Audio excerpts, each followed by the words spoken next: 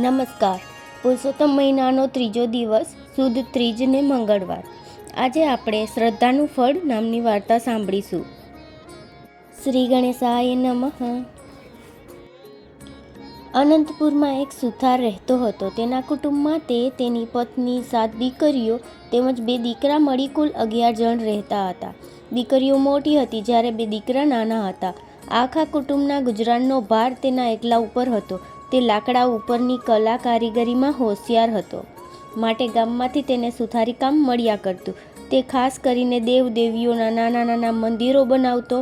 તે તેમાં ઝીણી એવી કોતરણી કરતો કે જોનારને 2 ઘડી જોઈ રહેવાનું મન થાય.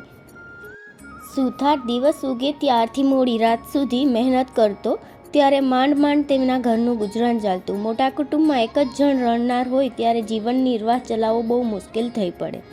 દીકરીઓ મોટી હોવાથી સુથારે સારા મૂર્તિયા શોધીને પરણાવવા માંડી, સાસરે વડાવવા માંડી. લગ્નના ખર્ચામાંથી સુથાર ઊંચો જ ન આવતો હતો.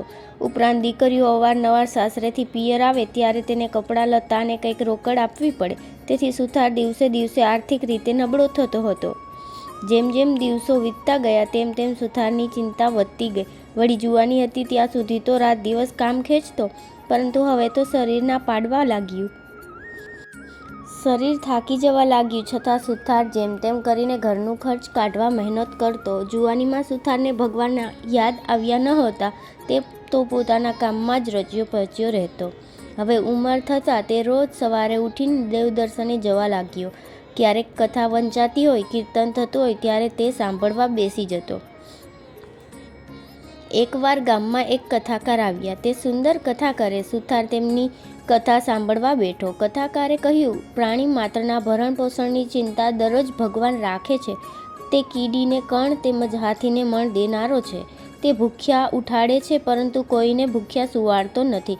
તો પણ માણસ ચિંતામાં ને ચિંતામાં આખી જિંદગી પસાર કરે છે. તે ભગવાન ઉપર ભરોસો રાખતો નથી. ભગવાન ઉપર ભરોસો રાખનાર ક્યારેય દુઃખી થતો નથી.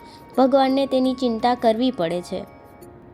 કથાકારના આ શબ્દો સાંભળી સુથારને પસ્તાવો થવા લાગ્યો. તે વિચારવા લાગ્યો કે આખી જિંદગી મેં ઢસડો જ કર્યો. કોઈ દિવસ શાંતિથી બેસીને ભગવાનનું નામ લીધું નથી. હાલ પણ સમય છે. ભગવાનનું નામ લઉં, તેનું ભજન કરું, તેનું સ્મરણ કરું તો આ અવતાર તો નકામો ગયો, પણ પરલોક તો સુધરી જશે. આમ વિચાર કરતો કરતો સુથાર ઘેર આવીને તેની પત્નીને કહ્યું, હવે મારાથી કામ થતું નથી, એ તો તું જાણે છે. હવે તો બની શકે તેટલું ભગવાનનું નામ લઉં. ભગવાન મને શક્તિ આપશે તો થોડું ઘણું કામ કરીશ, તેથી આપણું ગુજરાન ચાલે. બાકીનો સમય ભગવાનની ભક્તિમાં ગાળીશ. 1000 હાથવાળો મારો નાથ આપણને મદદરૂપ થશે. પત્ની બોલી, તમારું કહેવું ખરું છે. તમે ઘણું વેતરું કર્યું છે. હવે ભગવાન ઉપર શ્રદ્ધા રાખી તેની ભક્તિ પણ કરતા રહો. ભગવાન જાણે સુથારની કસોટી કરી રહ્યો હોય તેની સ્થિતિ દિવસે દિવસે બગડવા લાગી. તે રોજ ભગવાનની ભક્તિ કરતો હતો, પણ સુથારી કામ મળતું નહીં. તેથી ક્યારેક ઘરમાં ચૂલો ન સળગે એવી હાલત થઈ જતી. આમ થતાં પત્ની મૂંઝાઈ જતી અને પતિને 2 શબ્દો કહેવા ઈચ્છા થતી, પણ તે મૌન રહેતી. સુથારને તો ભગવાનમાં અતૂટ શ્રદ્ધા બેસી ગઈ હતી કે મારો વહાલો મોડે વહેલે પણ અમને મદદ કરશે. તે દરરોજ કથા વાર્તામાં જતો હતો. એવામાં પુરુષોત્તમ માસ આવ્યો. કથાકારે પુરુષોત્તમ ભગવાનના મહિમાની વાત કરતાં કહ્યું, પુરુષોત્તમ માસ આવી રહ્યો છે. આ પવિત્ર માસમાં જે કોઈ વ્રત કરે, આખો મહિનો નહાય, દેવ દર્શન કરે, કાઠા ગોરમાની વાર્તા સાંભળે, ઉપવાસ એકટાણા કરે અને યથાશક્તિ દાન પુણ્ય કરે તો પુરુષોત્તમ ભગવાનની કૃપા તેનું દારિદ્ર્ય દૂર થઈ જાય છે. સુથારે ઘરે આવી પત્નીને આ વાત કરી અને બંનેએ પુરુષોત્તમ માસનું વ્રત લેવાનો સંકલ્પ કર્યો. પુરુષોત્તમ માસ બેઠો. સુથાર અને તેની પત્ની રોજ પ્રાતઃકાળે નદીએ જઈ નાઈ, દેવ દર્શન કરી, યથાશક્તિ બ્રાહ્મણને દાન સીધું આપી ભગવાનનું રટણ કરવા લાગ્યા. પતિ પત્ની શ્રદ્ધાથી વ્રત કરી રહ્યા હતા. અધિક માસ પૂરો થવાના થોડા દિવસ બાકી હતા. ઘરમાં અન્નનો દાણો ન હતો. દરરોજ બ્રાહ્મણને સીધું કેવી રીતે આપવું તેની ચિંતા તેમને થતી હતી. એક દિવસ સુથાર વહેલો ઉઠી દિશાએ જવા જંગલમાં ગયો. તે ઢાળ પડતી જગ્યાએ હાજત કરવા બેઠો. 2 દિવસના ઉપવાસ હતા, ઉપરાંત ઢાળ હતો. તેથી સુથાર પડી ન જવાય એટલા માટે એક ઝાંખરાનું મૂળિયું પકડી રાખ્યું. મૂળિયાને આમ તેમ હલાવતા જ જતા તે ઉખડી ગયું. તેમજ ત્યાં ખાડો પડ્યો, તેમાં કંઈક ચળકવા લાગ્યું. સુથારે ચળકાટ જોયો, પરંતુ હજુ અંધારું હતું, તેથી તેને સમજ ન પડી કે અંદર શું છે. તે તો ત્યાં બેસી રહ્યો. થોડું અંજવાળું થતાં તેણે જોયું કે ખાડામાં હીરા પડ્યા હતા. તે જ ચમકી રહ્યા હતા. તેનો સુથારને ખ્યાલ આવ્યો. સુથારે આનંદ અને હરખ સાથે હીરા ઉઠાવ્યા. તેણે જોયું તો તેની નીચે સોનામહોરો પડી હતી. માટી કાઢીને ખાડો જરા ઊંડો કર્યો તો તાંબાનો ચરુ દેખાયો. આખો ચરુ સોનામહોરથી ભરેલો હતો. આ બધું જોઈ સુથારના આનંદનો પાર ન રહ્યો. પછી વિચાર આવ્યો કે આ તો દાટેલું ધન, આ મારાથી ના લેવાય.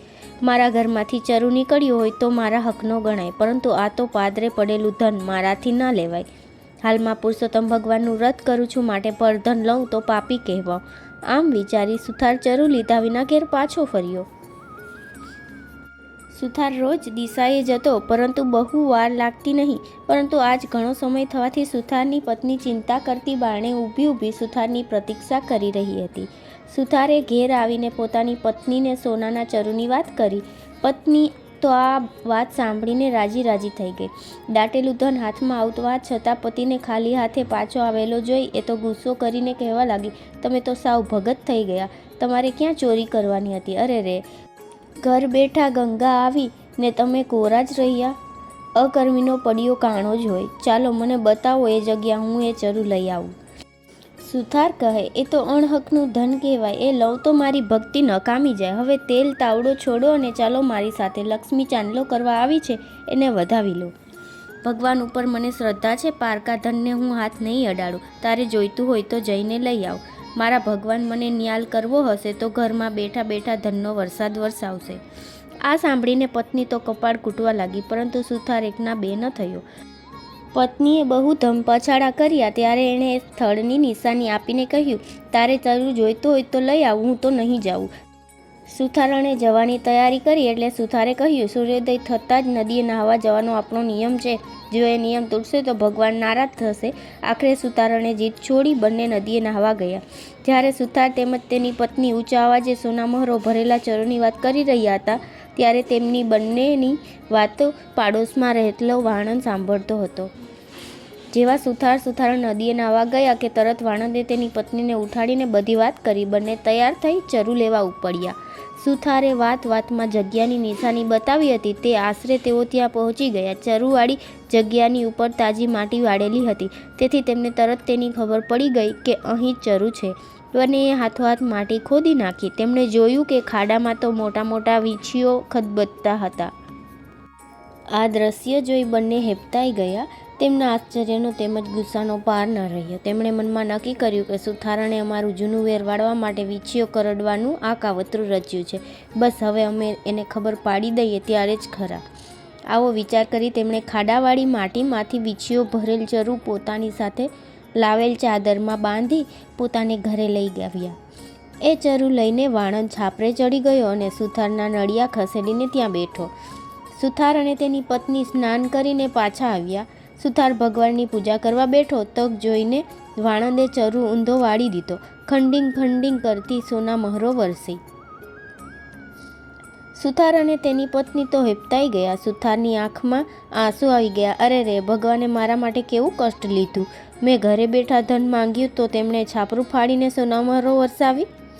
સુથારને પુરુષોત્તમ ભગવાન ઉપર અપાર શ્રદ્ધા હતી, તેથી તે એમ સમજ્યા કે ભગવાનનું વ્રત ફળ્યું છે. ભગવાને ખુશી થઈ અને ઘેર બેઠા લક્ષ્મી મોકલી છે. હવે ધન લેવામાં વાંધો ન હતો, તેથી સુથાર અને સુથારણે બધી સોનામહોરો એક કોઠીમાં ભરી દીધી. થોડા હીરા હતા તે દાબડીમાં મૂકી દીધા.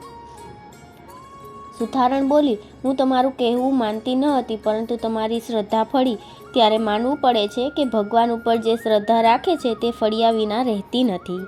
આ બાજુ અદેખો વાણંદ તેમજ તેમની પત્ની રાહ જુએ છે કે હમણાં સુથારના ઘરમાંથી બૂમાબૂમ થશે, રોકકળ થશે અને ચીસો પડશે.